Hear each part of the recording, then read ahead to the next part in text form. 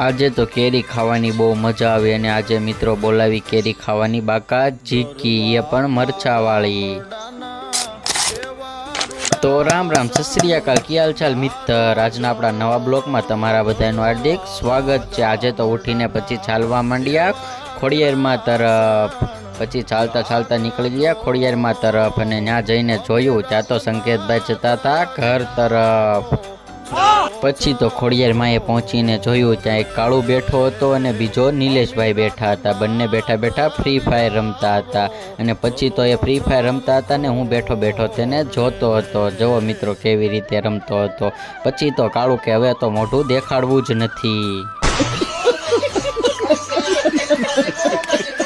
પછી તો થોડી રાહ જોઈ ત્યાં તો નિલેશભાઈ આવી ગયા હતા કેરી લઈને. અને મિત્રો પછી આપણે બેસવાનું છે કેરી ખાવા અને તમે આ જોઈ શકો છો મિત્રો કેવી સુંદર મજાની કેરી છે. પછી તો કાચી કેરી ખાવાની મજા આવી કાંઈ મિત્રો જોઈ શકો છો મિત્રો. નિલેશભાઈ તારે કેરી ભાંગે છે. પછી કેરીને કાપવા માંડ્યા. પછી કેરી કાપીને હવે બેસવાનું છે આપણે મિત્રો કેરી ખાવા. પછી તો મિત્રો આપણે બોલાવી કેરી ખાવાની બાકા ચીકી, એ પણ મરચું નાખીને જોઈ શકો છો મિત્રો.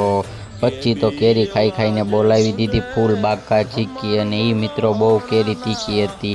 પછી તો નિલેશભાઈ તરફ કેમેરો ફેર્યો અને કાળુ તરફ તે કે મોઢું તો અમારે હજી નથી દેખાડવું.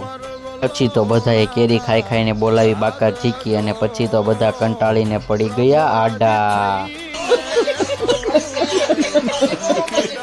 પછી તો આપણે પણ ચાલવા માંડ્યા ઘર તરફ. તો ચાલો મિત્રો હવે આજનો બ્લોગ અહીંયા પૂરો થાય છે. હવે મળીએ કાલના બ્લોગમાં. લાઈક શેર કોમેન્ટ કરતા જજો.